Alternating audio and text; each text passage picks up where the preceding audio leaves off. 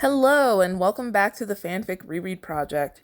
In this episode, we are continuing our reread of Batman Begins with Chapter 5. I am hoping to get a lot of chapters done this episode, but I don't know exactly what's going to happen. But let's see. So let's dive right into it. Do you still feel responsible? Bruce thought on the question for a minute. For years he had blamed himself, only for it to be replaced at rage towards the man who did it once he was old enough to understand. The feeling never completely left him, and the two kept constant company these days, but he was sure about how he felt. My anger outweighs my guilt, he finally answered. Ducard nodded, and then beckoned him inside. So I'm actually going to pause right there. Who's surprised? So we get this entire paragraph going through Bruce's thoughts, and in isolation, that's fine. But it is kind of weird to spend an entire paragraph, like, expounding on this stuff for Bruce to just say the exact same thing in one very concise line. I understand, like, part of this is just because this is prose, so having the same kind of back and forth dialogue, that's just dialogue, that happens within visual adaptations is not exactly gonna work. Stuff like this happens in other stuff that I've adapted from TV shows and scripts into prose. However, I just feel like this is just a little bit repetitive because he's basically saying the same thing, sort of. So I don't know why we needed like 3 extra sentences talking about, well, first he was upset with himself, but then he got mad, and then now he feel, and it's like, we know. We read last chapter. We know, okay? So moving on. They entered a large hall flooded with the sunlight that streamed in through the windows that lined the walls. The sunlight. Whatever. In the center of the room there was a large hole in the floor that opened to the ground. At least a dozen wooden columns had been hammered into the rock. When he looked up, he could see the balconies to the floors above. Ducard indicated the columns and Bruce climbed over the railing. The wood was surprisingly cool. What? Okay. This is really small, but he knows he's on a mountain, right? Anyway, one of the ninjas climbed up behind him. He remembered them, a wiry kid of about 19 who refused to tell anyone their name and had the wildest blue eyes he'd ever seen. They were unsettlingly pragmatic, but not particularly graceful, at least not yet. They were even newer than he was and had less training. They took to the opposite side and they both took fighting stances. One thing I will say is that while it is nice to have a character who, does not use traditional quote-unquote pronouns, it does get a little confusing when you're talking about, like, them and then both characters right after. I don't know if I knew about, like, other types of non-traditional pronouns at the time that would have kind of made it easier to tell the difference between if you were talking about both people in the collective or this one person, but it definitely would have helped. But moving on. Ducard began to speak to him once they began to spar. Why? You have learned to bury your guilt with anger. I will teach you to confront it and to face the truth. You know how to fight 6 men. We can teach you how to engage 600. You know how to disappear. We can teach you to become truly invisible. Bruce had trouble understanding what exactly he was saying. Ducard insisted on speaking to him in Mandarin, no matter how much he protested. He didn't even remember mentioning that he could speak it, let alone that he wasn't very good. You know, usually I don't like when the character lampshades. I said this actually when we read chapter 3, that when Bruce lampshaded in that chapter, that Ducard started to translate this language as if he didn't even know if he could understand it. I was like, shut up. But here, I don't mind it because it's just, it kind of makes sense for this to be there. It's like, I guess, different context, even though it's sort of the same thing. Also, it's not as lampshady, but moving on. Invisible, Bruce said as he blocked a kick to his side before he leaped onto another column. I added some words there, excuse me. Its sentence still makes sense, so I'm going to keep going. The ninja understands that invisibility is a matter of patience and agility. He sent an arm toward its partner, who backflipped across 2 columns and turned to face him again. He narrowed his eyes. They raised an eyebrow. A blast echoed across the room, and Bruce's attention was pulled toward the balcony on the 2nd floor. He only just dodged the foot coming toward his face and leapt toward the columns to his left. Ducard smirked. Ninjutsu employs explosive powders. As weapons, Bruce asked, or distractions? Theatricality and deception are powerful agents. You must become more than just a man in the mind of your opponents. Bruce fought to keep his focus on his partner, but his attention was torn away again when yells traveled across the room. He paused and bent just in time to miss their kick, but he lost his balance and fell. He caught himself before he could hit the rocks. Childish, Ducard muttered as he shook his head, a smile of amusement on his face. He beckoned him back to the floor, and Bruce jumped down right beside him.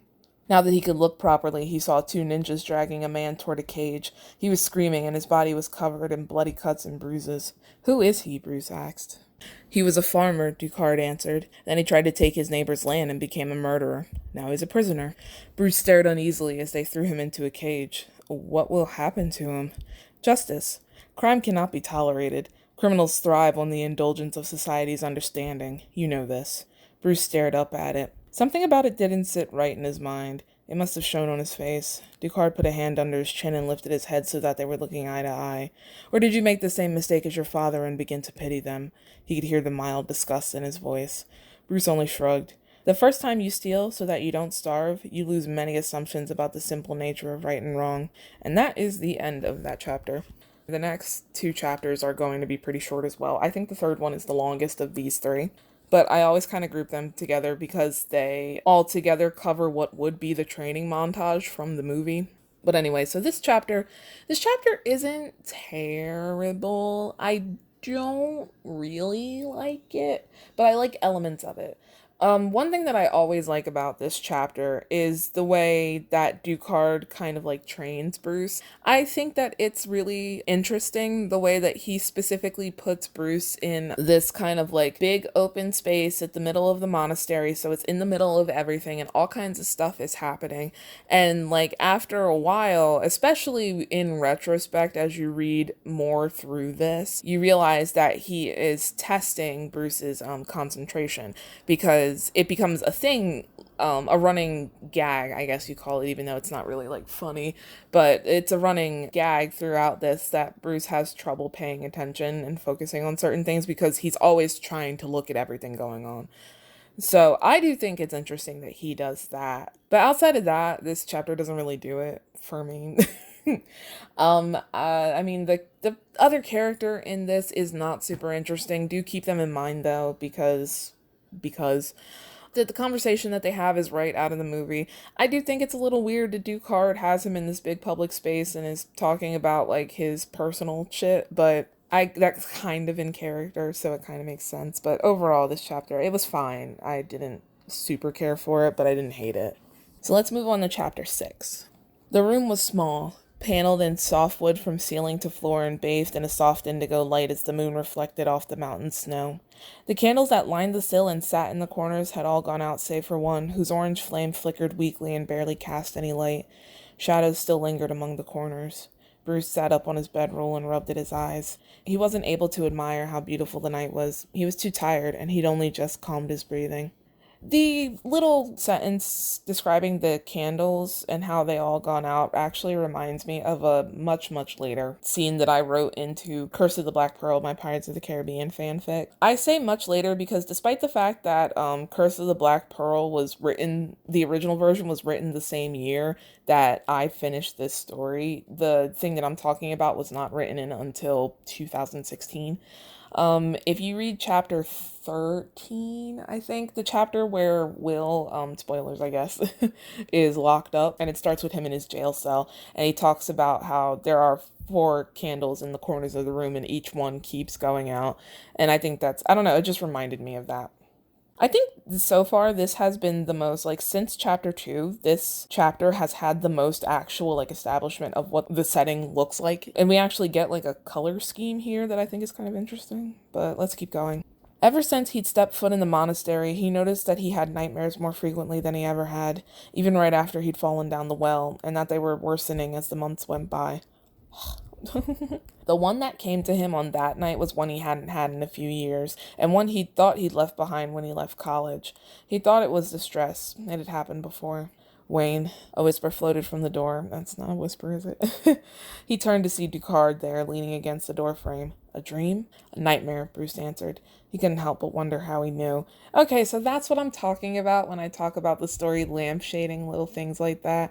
In these chapters especially, it keeps happening, and it's like, just let the audience pick up on all the parallels and all of the little details and just let them go. I think it's especially hard to read stuff like this, living in a post-keep breathing world.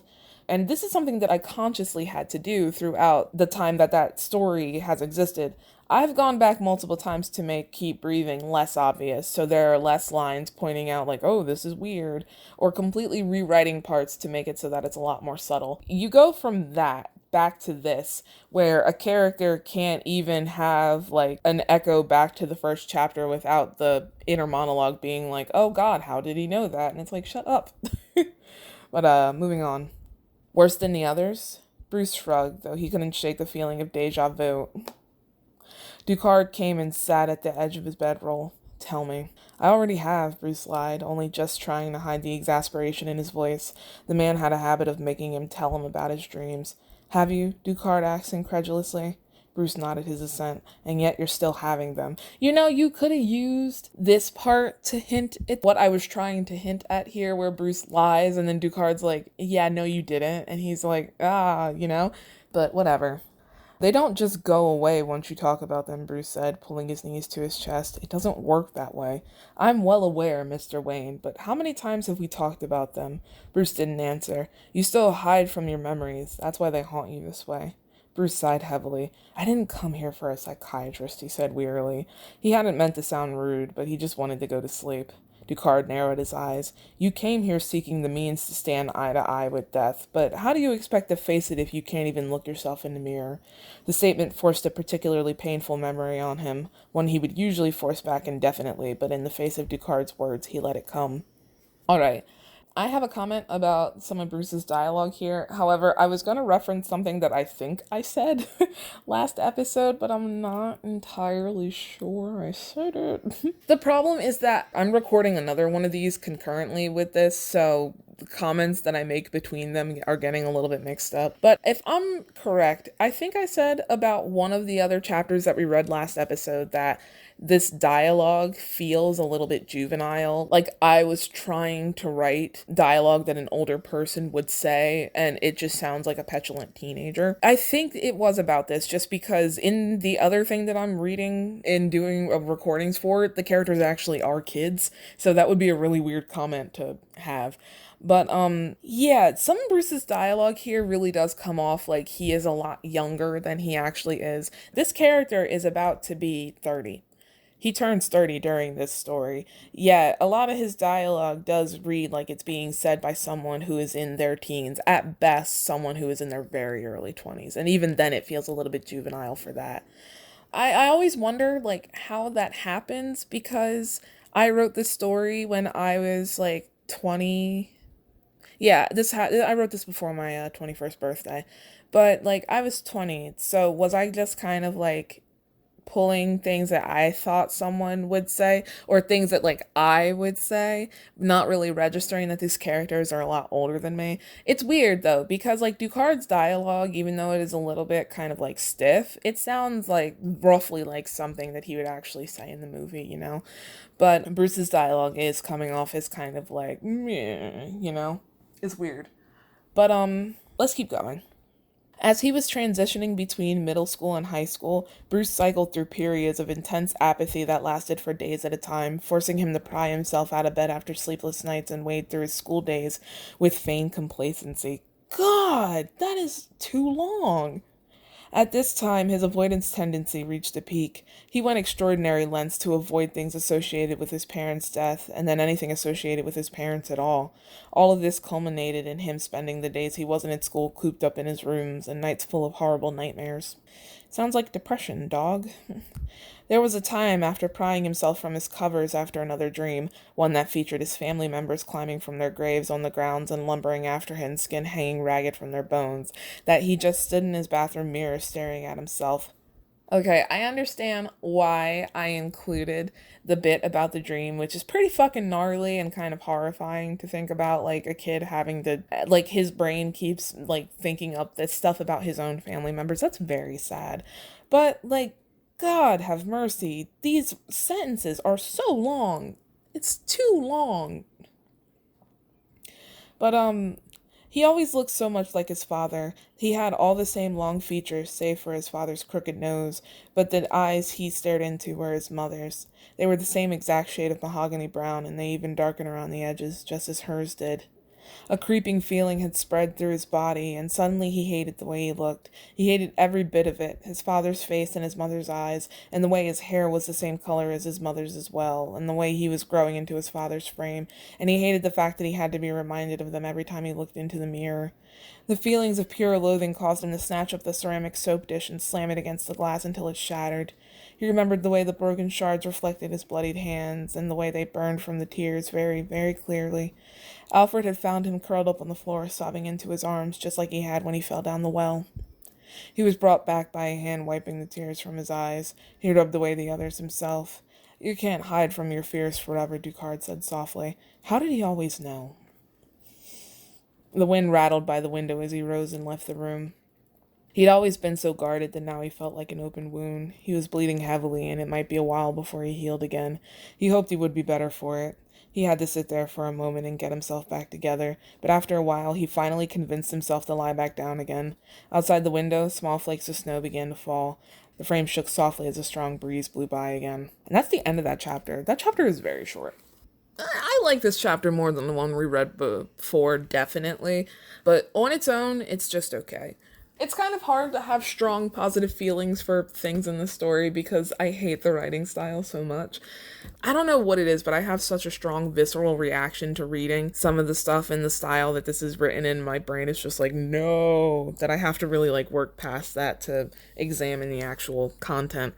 But for what it's worth, I think this chapter is super interesting because it tells us a lot about Bruce's past. In particular, a part of his past that we otherwise wouldn't have touched on if it weren't for this scene existing.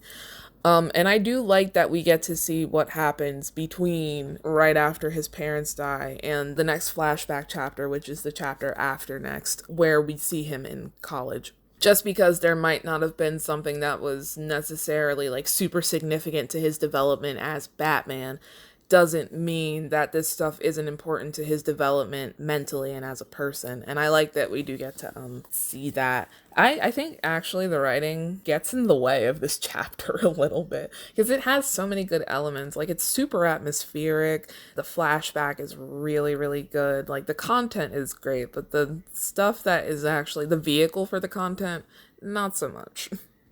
So let's move on to chapter 7. It felt like he'd been there for ages, but that was the first day he'd really seen the sky. There wasn't a cloud in the vast expanse of blue, and the sun turned the entire landscape burning white. Bruce could hear the water shifting under his feet as he moved, and he could even see it when he looked down. It was all dark and shadowy under the ice, like wax paper over oil. The two of them circled each other with their swords poised to strike. Ducard gave him a single short nod, and then he flew at him. Bruce parried him with his own sword, and then blocked his next hit with the scalloped gauntlet on his forearm. When he pulled back, he heard a crack beneath his feet. Ducard nodded towards it. "Mind your surroundings." Bruce took his stance up again and then swung for Ducard's side, but in a flash he was parried and a sword was coming for his neck.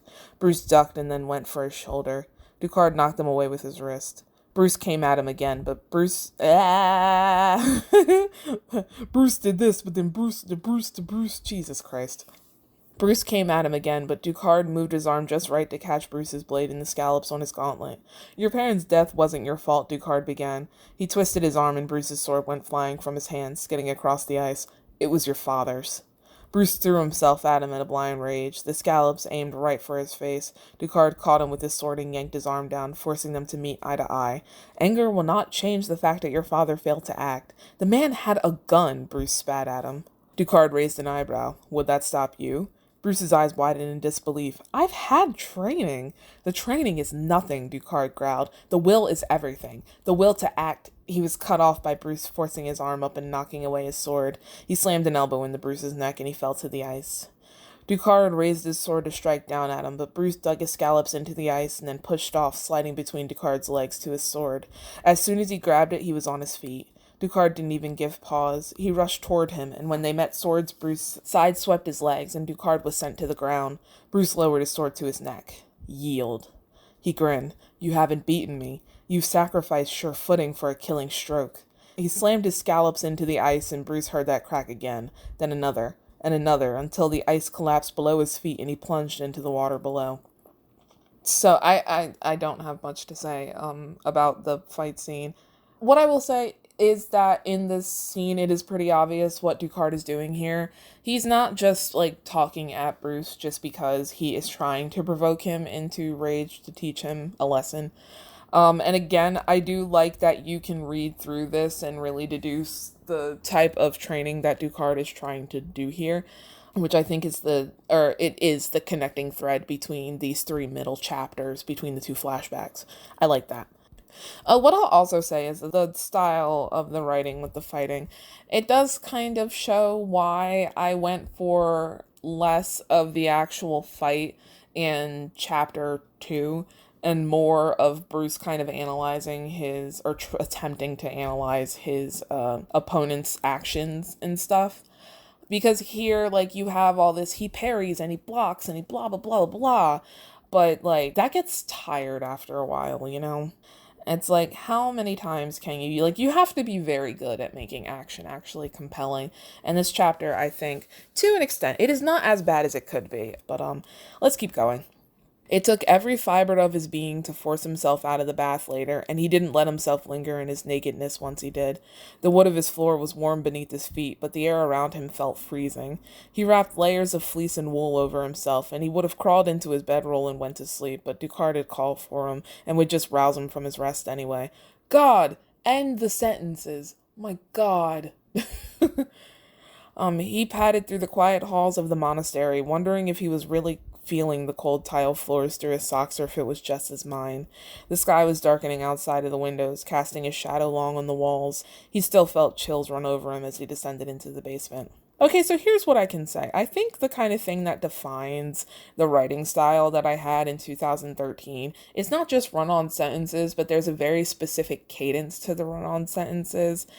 And just the sentences in general, you know. It took every fiber of his being to force himself out of the bath later, and he didn't let himself linger in his nakedness once he did. That's kind of emblematic of it. You see the way that there's, like, a long sentence, and then there's, like, another long sentence, and then there'll be one that's, like, slightly shorter, but then we go to, like, another long sentence. And I feel like, yeah, like I said, that's really emblematic of the way that I wrote back then, and is part of the reason why I kind of hate it. Because nowadays I try to alternate back and forth between, like, long sentences and short sentences to get a nice rhythm going. I don't write in iambic Jesus. It's been so long since I've had to say the word, but the syllable structure that Shakespeare uses that makes his sentences sound real cool and fun. It's iambic pentameter, I think, or pentameter. I don't write in that, but I do take a similar tack to writing sentences in some things. It gives it, like, depending on how you do it, it can give it, like, a lyrical quality, but it also just gives it, like, a nice feeling where, like, reading it is very, very, like, satisfying, and this does not really have any of that. But, let's keep going. He entered into a small hall that was windowless and paneled with rich dark wood. He could see Ducard, silhouetted by a flickering orange glow cast up on the wall in front of him.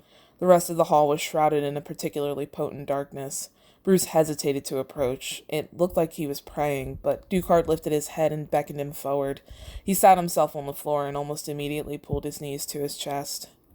The candles on the ground had melted together into a black puddle of wax with wicks sticking out this way and that. They illuminated the brass arms of some twisting shape that was too big for him to see properly. A heavy feeling hung around the little shrine, and a shudder coursed through him that wasn't caused by the cold.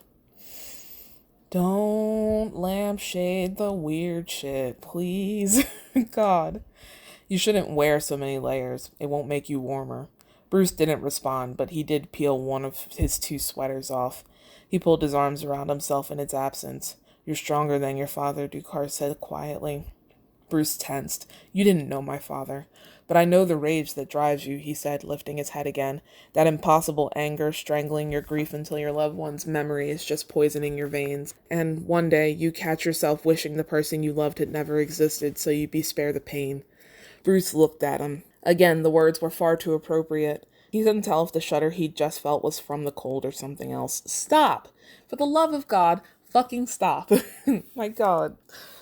I know, like I'd said, it's just weird going back to a story that constantly, like, hangs the lampshade on these types of things when I work so hard nowadays to make sure that my stories don't do that. I don't want the people who read it to think that I think they're stupid. It's just annoying. And I'm sorry I keep like stopping and commenting on it every time, but like, nah.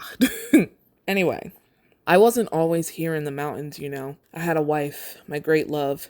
She was taken from me.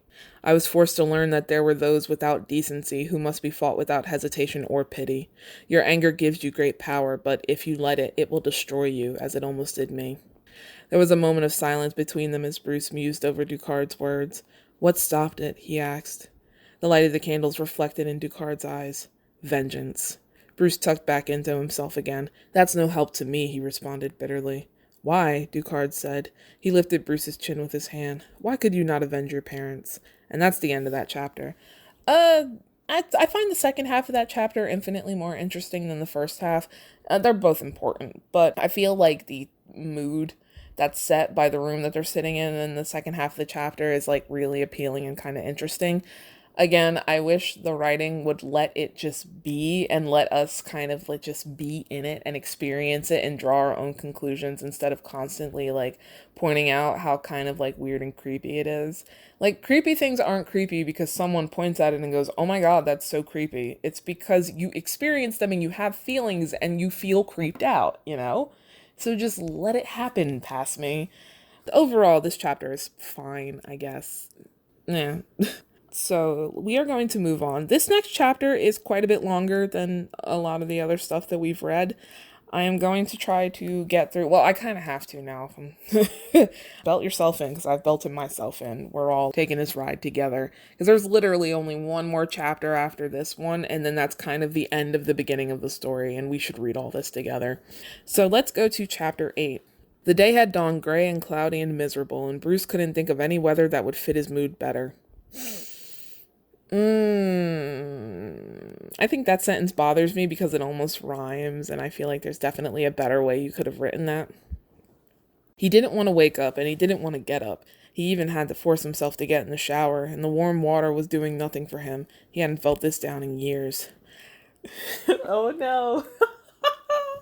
Oh boy, at least something's gonna make me happy. Don't use all the hot water, Tony's voice echoed over the tiles. I still need to get in there. Should have gotten up earlier, Bruce muttered under his breath, which was really saying something. He jumped back to dodge the bar of soap that came flying past the shower curtain. Sorry. Why don't you just get in here with me, he said after he finished laughing. I'm almost done anyway. Tony didn't say anything, but Bruce got his answer when he felt a pair of arms wrap around his waist and a pair of lips press into his shoulder. You don't have to say pair twice, but... So, I'm just gonna pause here because I stopped. So, guess who it is? Look who's also in this story. It's Tony Stark. Oh my God. One of the great things I will say about this story is the fact that Tony is a character, along with, as the next paragraph will reveal, Mary Jane from Spider-Man is also in this. Peter Parker is mentioned. He shows up in this chapter, but after that, we don't actually see him on the page ever, which is sad, but there's a reason why he's not there, as Mary Jane will say in the other chapter that they show up in. But one thing that I actually really like about the fact that Tony and them are in this story is the way that this actually gives it a tangible connection and gives Bruce a tangible connection to the other superheroes that exist in this universe. So I'll talk about this more after we get through this section, though, because I don't want to hold this up too much.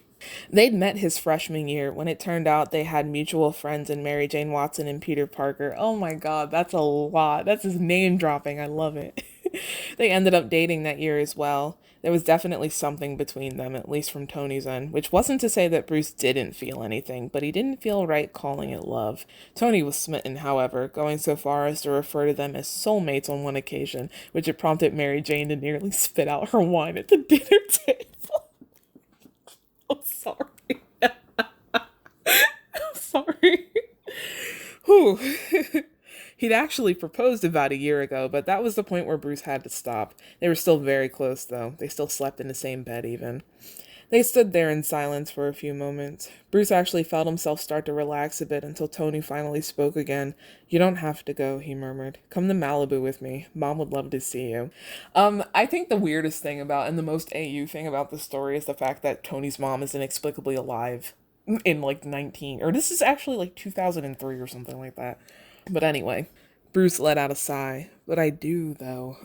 Tony didn't answer. He wasn't so sure Tony understood, but he never argued, which he appreciated. He turned and pecked him on the forehead. "I appreciate the offer." "Oh, come on." "Don't you two nerds have a train to catch?" Peter shouted through the door after he rapped it with his cane. They both laughed. The train would have been unbearable were it not for the fact that he was distracted. A feeling of apprehension filled him once he caught sight of that dark skyline across the gray waters of the river. California was starting to feel more appealing by the moment. "Are you coming back?" Tony asked, laying his head on Bruce's shoulder. Bruce hesitated a moment and then answered, "I don't know." He wasn't being completely honest. He wasn't apprehensive about leaving school at all. His heart just wasn't in it when he thought about it. But the thought of leaving them did give him pause. Tony must have noticed something in his voice and pressed himself closer. So, one thing that I didn't notice until the last time I reread this, which was for the original version of this, actually, but the reading was actual crap. Um, but I always realized that Bruce went to Princeton. Gotham City is also in New Jersey, but Gotham City is down near like Atlantic City, which is South Jersey where I live, but further south than I live actually, not too much, but it's southeast of where I live. Princeton is in North Jersey. The nearest airports are in Newark, New York, and Philadelphia. So Tony went all the way to Gotham City from North Jersey to then go catch a plane, most likely in Philadelphia, because as far as I know, the airport in Atlantic City really isn't that big. Rich people. Am I right, ladies? I always think about the logistics of that, and I'm like, why is he also on that train? That makes no damn sense. But anyway. Hey guys, Editing Frankie here, and I wanted to make a correction now so you don't have to wait until the next episode to hear this. So, like, immediately after I made the previous comments, I looked it up, and the airport in Atlantic City is an international airport, so Tony definitely could have caught a flight out to California from there, most likely. It's not that big of a deal. I understand what I was saying, but unfortunately, the facts don't add up to support what I was saying. It is kind of weird that Tony would take the train with Bruce, but like I did say, he can afford to do that if he really wanted to. Also, why didn't they just get in the car? Anyway, let's get back to the reread. Getting off was the hardest part. He could have left right then and caught that flight to California with Tony without looking back, but he forced himself to go back home. He found himself burying his face into Tony's shoulder as they hugged. He breathed in the familiar scent of gin and sandalwood. He didn't know the next time he'd be able to. "Don't do anything stupid," he heard him whisper in his ear. He laughed. It was supposed to be the other way around. Bruce kissed him on the lips before begrudgingly picking up his bags and leaving to catch the monorail. Also, what train is this? You know what? I cannot get into the weeds about NJ Transit right now. This is too much. In the span of 4 years, most places would have remained unchanged, at least on the surface. But in Gotham City, 4 years was like a lifetime. Wrong. We'll talk about it in a minute. Skyscrapers jutted into the granite sky, sleek and black where they weren't reflecting the silver clouds. Wayne Tower had since been torn down and rebuilt, now tall and glassy like the others, except it had their name on it. The rest of the buildings spread out beneath them in a sea of brick and concrete and marble and dark stone. It was almost like looking over an alien planet. I will say, before we get back to the point that I was going to talk about, the rest of the building spread out beneath them in a sea of brick and concrete. My brain wanted me to stop that sentence after brick and concrete, and it did not, and my brain was upset. So, two things about this. Number one, in the span of 4 years, most places would have remained unchanged. But in Gotham City, 4 years was like a lifetime. I can tell you from experience that this is completely normal for most cities. I think the thing here is, again, at age 20, I had just moved back home from living for a year and a half at college, so I was away from home for the first time. Neither of those places is in the city. I live in the suburbs, and my college that I went to back then was literally in the middle of like bumfuck nowhere. I went to Stockton University before it was a university. So I had never really experienced an actual city. Nowadays, as of 2019, I just graduated from spending 3 years going to college in Philadelphia, and let me tell you, shit changes all the fucking time. Over the course of the first year that I went to this college, the train that I take to get from New Jersey to Pennsylvania switched. It went from being almost all of the original train cars they had when it opened like 50 years ago to having none of them in a year. So you're telling me that Gotham City changing a lot in 4 years is like super weird? That's completely unrealistic. That said, I do like that paragraph. I think it's very descriptive, and it's not descriptive in like a weird run on sentence sort of way. The second point that I want to make, because I really do need to move on, is the Wayne Tower had been torn down and rebuilt.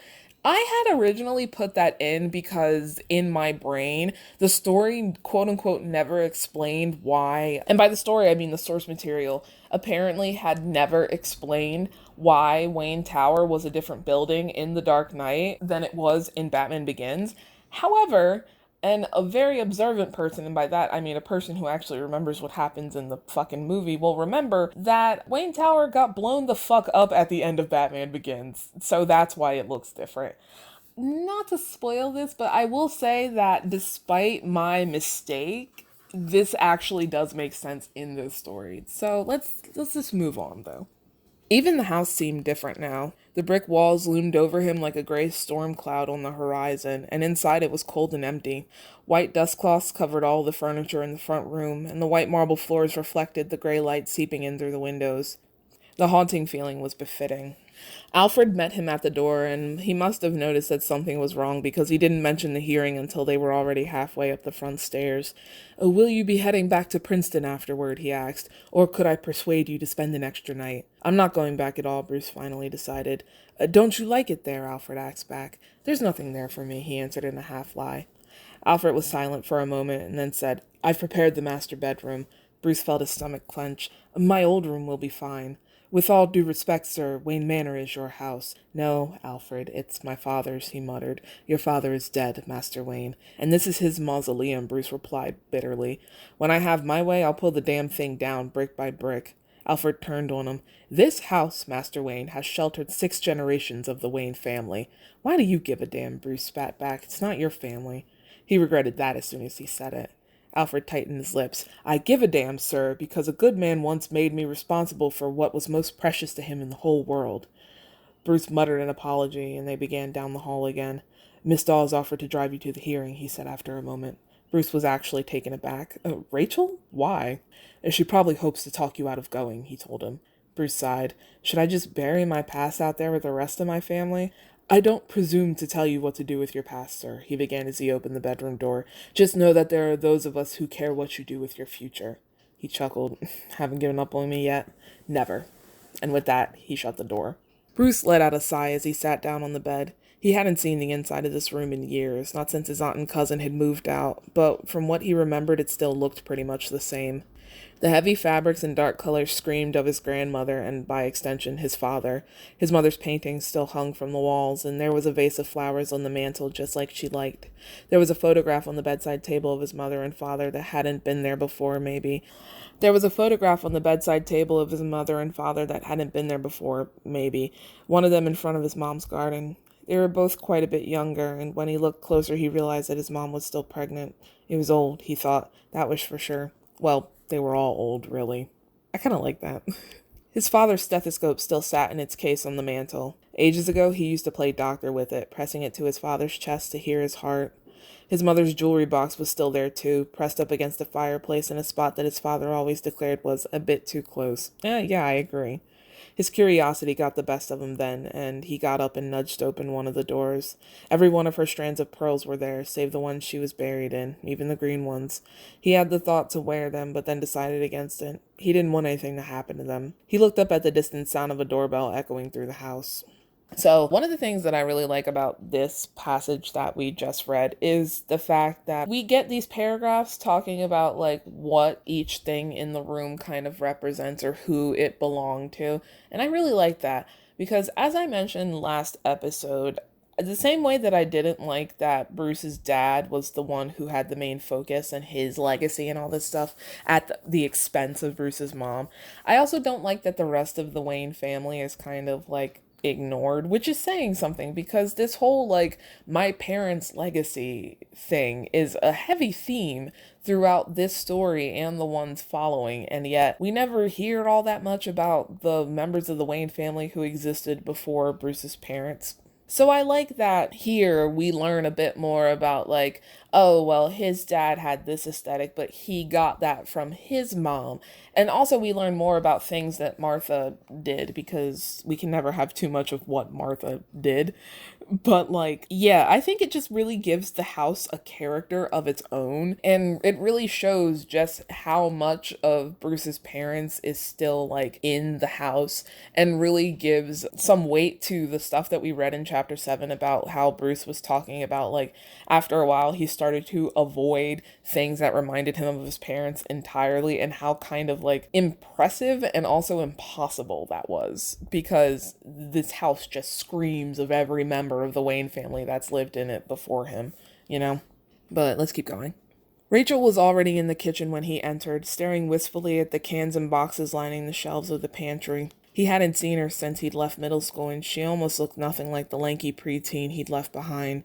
Her once wild brown hair had been tamed, and she didn't wear glasses with thick black frames. Actually, she didn't wear glasses at all. The turquoise skirt suit she wore was but an echo of the eclectic fashion taste from her childhood. Alfred still keeps the condensed milk on the top shelf, he said to her. She looked up and a grin spread across her face. Doesn't he know I'm tall enough to reach it now? Bruce shrugged. Old habits die hard, I guess. Never used to stop me anyway, she replied. He smiled as the memories of her climbing the counters resurfaced in his mind. No, it didn't. So, she began, placing her hands on her hips, are you still trying to get kicked out of the entire Ivy League? Bruce shook his head. Turns out you don't need a degree for the international Playboy thing, he said with a smile. You intern at the DA's office, right? Quite the overachiever. I guess, she replied sheepishly. Her cheeks grew rosy and they both laughed. I miss this place, she sighed out afterwards as she wrapped her arms around herself. Bruce looked down. It's nothing without the people who made it what it was, he said quietly. Well, what about you? She asked, raising her eyebrows slightly. I'm not staying, Rachel, he said with a shake of the head, not sure what he meant by it. So you're just back for the hearing, she said. He nodded. There's nothing I can say that will convince you not to go, is there? Someone at this proceeding should stand for my parents. We all loved your parents, Rachel said softly. What Chill did was unforgivable. Bruce narrowed his eyes slightly. Then why is your boss letting him go? In prison, he shared a cell with Carmine Falcone. He's testifying in exchange for early parole. Rachel, this man killed my parents. I can't just let that go. I need you to understand. She let out a small sigh and then nodded. All right, so now I'm going to pause and make the comment that I wanted to make before, which is that there's these moments throughout the stuff that we've read so far where a character will ask Bruce, well, are you going to stay? Are you going? And he has all these various answers.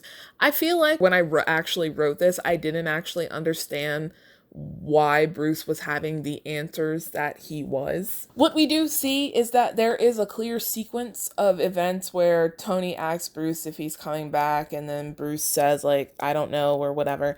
And then Alfred asks, and he says, I'm not going back. But then Rachel's like, are you staying? And he's like, well, I'm not.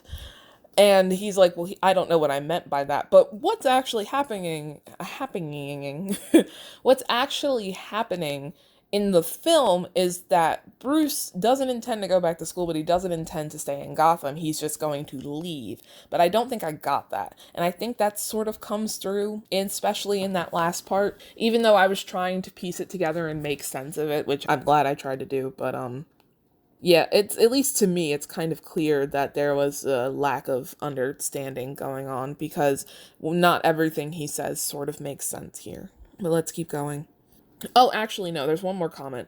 So when Rachel asks Bruce if he's still trying to get kicked out of the entire Ivy League, and then he has that response about the international Playboy thing, that does not line up with anything that happens in the rest of this story. It is a line from the movie, so I think that's why it's there, but I don't understand why I didn't cut it, because number one, even at this point, Bruce had only ever been to Princeton. He only went to one college, as seen by the fact that, like, he went in his freshman year and started dating Tony. Like, he's been there the entire time.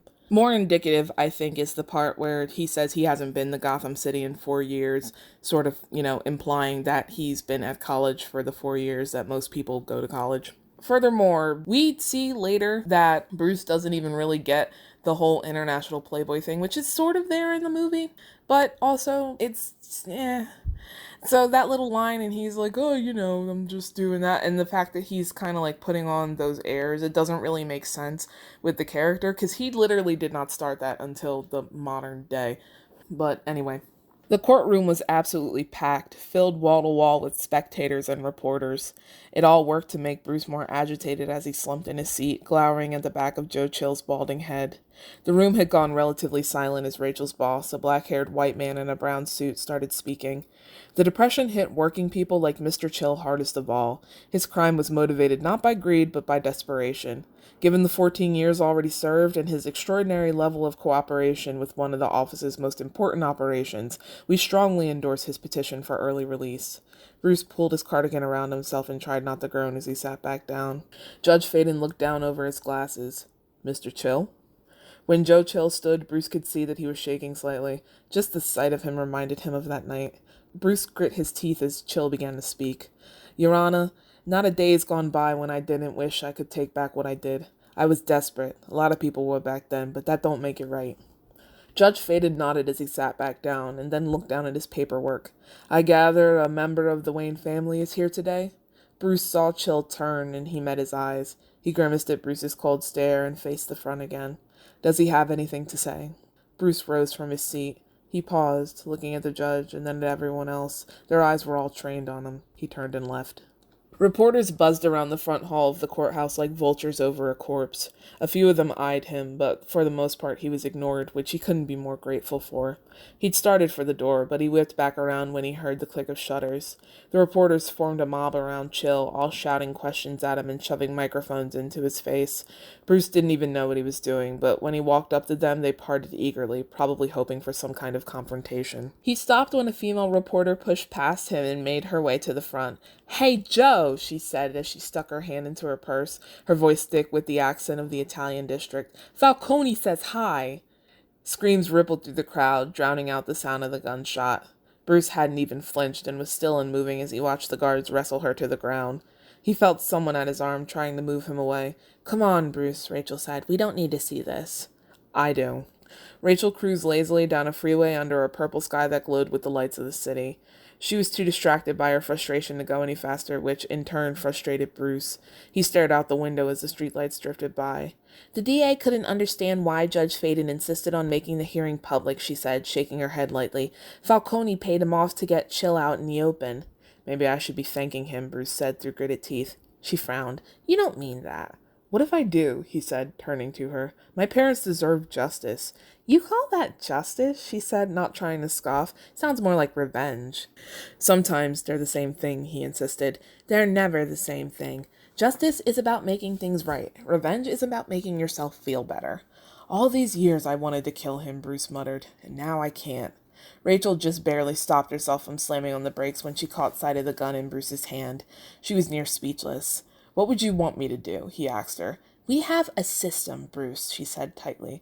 Well, your system is broken, he spat back. Rachel responded by swinging her car towards the exit ramp. All right, so let's pause right here. So the whole gun thing.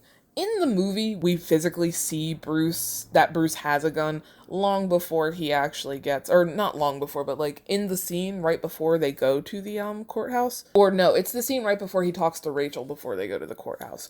So this gun thing is like, we clearly see that the gun is there. He picks up the gun after he walks out of the courthouse in the movie, and then he looks like he's about to go shoot him, but then this lady gets there first. So then later, when he shows Rachel the gun, we're like, yeah. However, here, the part where he goes to look at the gun is cut in the beginning part. Instead, he's looking like around his parents' room at different little things. Then, the part where he goes to the car and pulls the gun out from under the wheel, gone.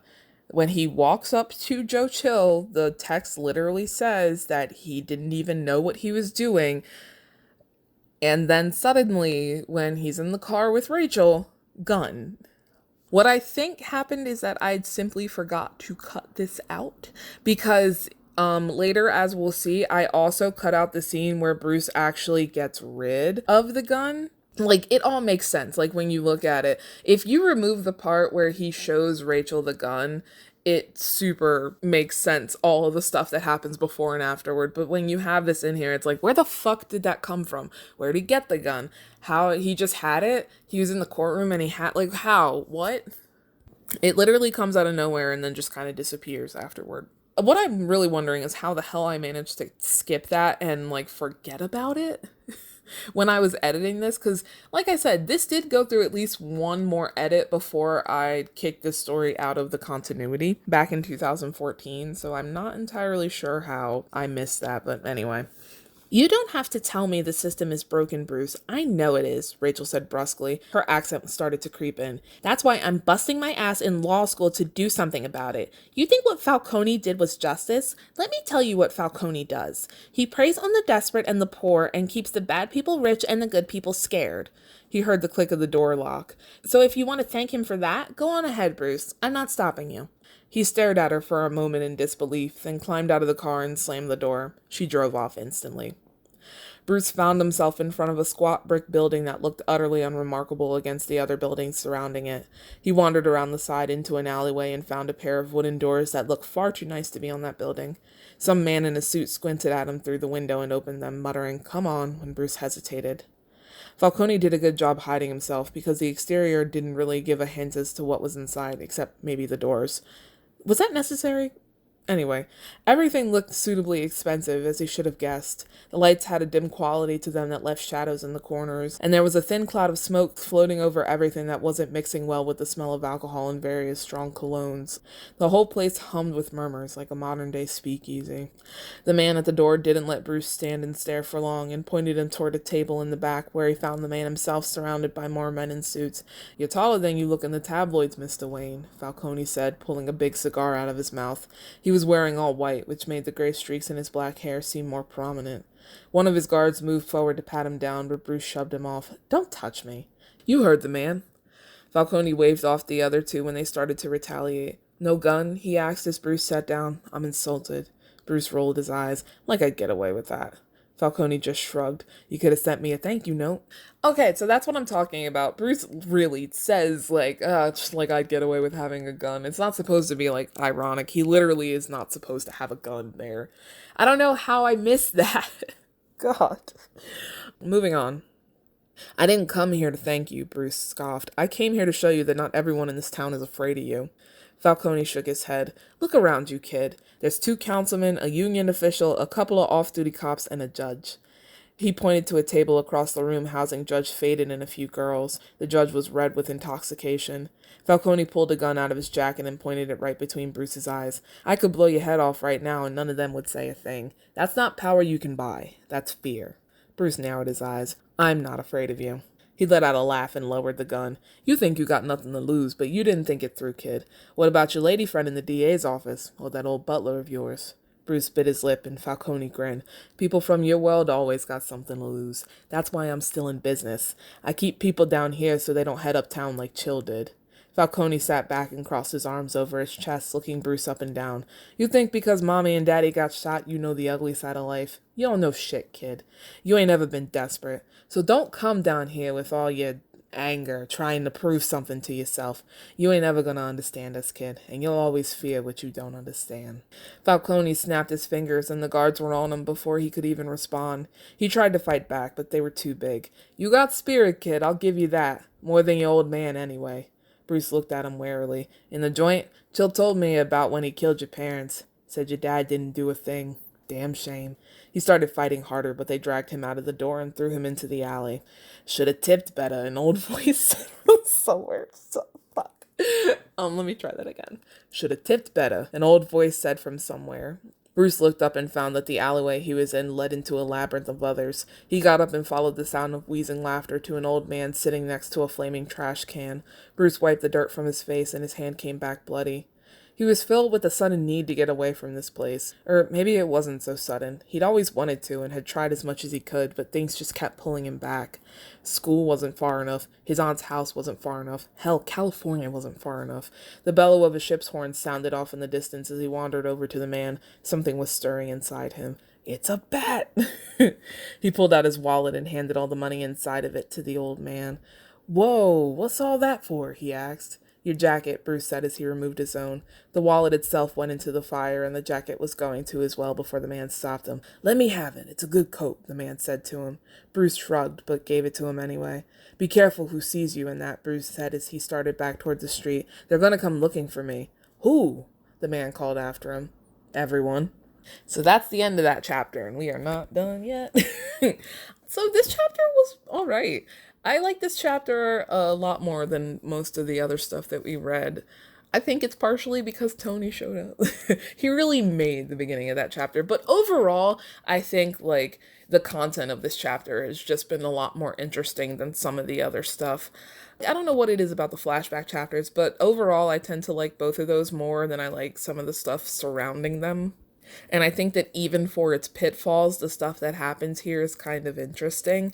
One thing that this chapter showcases that I am wondering why I didn't do more of was me changing Christopher Nolan's dialogue knowingly because I didn't think his dialogue was good enough.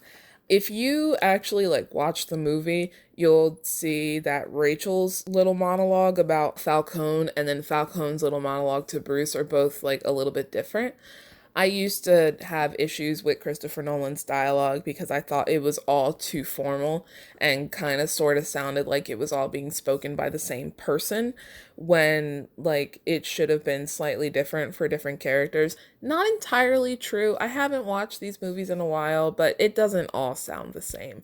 And you also have to factor in the fact that in the physical movies, the people who are saying the things that he writes change and affect the way that it's delivered, so that changes things. But in general, I had that problem. So there are multiple times where I would go in and change certain things because I was like, oh, this isn't good enough. So I'm going to make it so that this is more casual or whatever. However, it kind of shows that I only changed some things because there are plenty of lines that we've read that I'm like, okay, well, why didn't you change that? You know? But they were straight out of the movie or the script. But yeah, anyway, like I was saying, for the most part, this chapter is, I think, actually pretty all right. So let's move on to the last chapter we're going to read for this episode, which is chapter 9.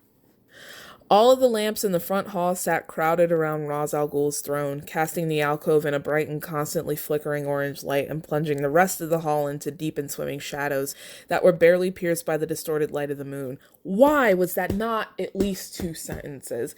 You could have ended that after constantly flickering orange light and then say the rest of the room was plunged into deep and swimming shadows that were barely pierced by the distorted light of the moon. That would have been fine. But no.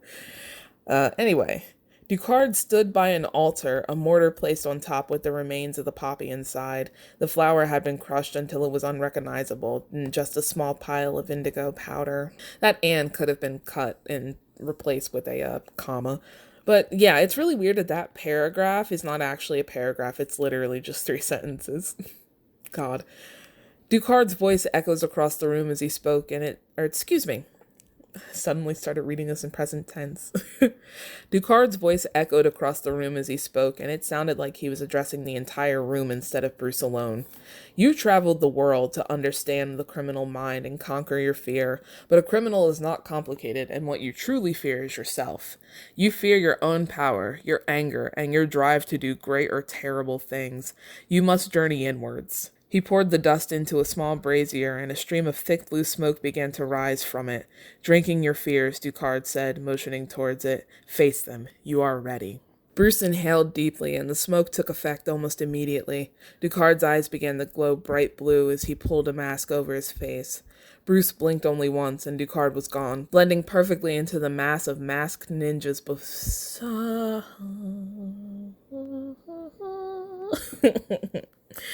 Bruce blinked only once, and Ducard was gone, blending perfectly into the mass of masked ninjas standing before him.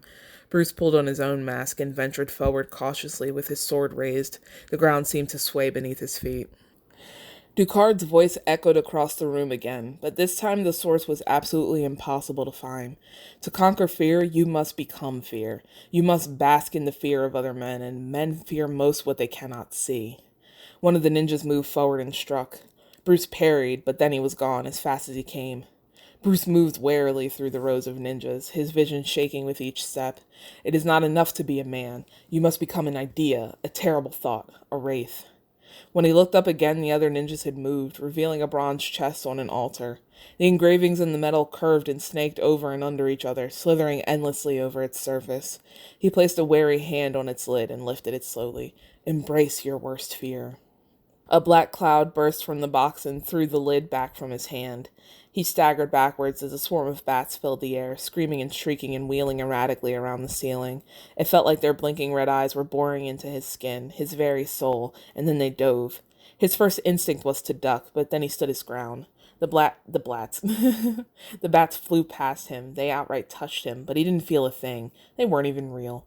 He shook his head frantically, and soon they dissipated, replaced by a heavy, clouded feeling. This is such a weird, can you imagine being at this ceremony, but you're not high on the poppy? And you just see him open a thing, and then, there's a guy going, oh, God, and there's nothing happening to him. He's just, oh, God, it's gotta be so weird, but, moving on. He fell back into the lines of ninjas, fighting to keep his mind focused through the haze. The entire room seemed to shift around him, though the people were standing completely still. A ninja leaped out at him and their swords met. The sharp clang of metal filled the air. Bruce pushed them back and then moved to strike, but the ninja had vanished back into the crowd. When he turned around, the ninja reappeared at his side and swung. Bruce somersaulted away, but the sword had caught his sleeve and left a tear. He'd be far too easy to detect. Become one with the darkness.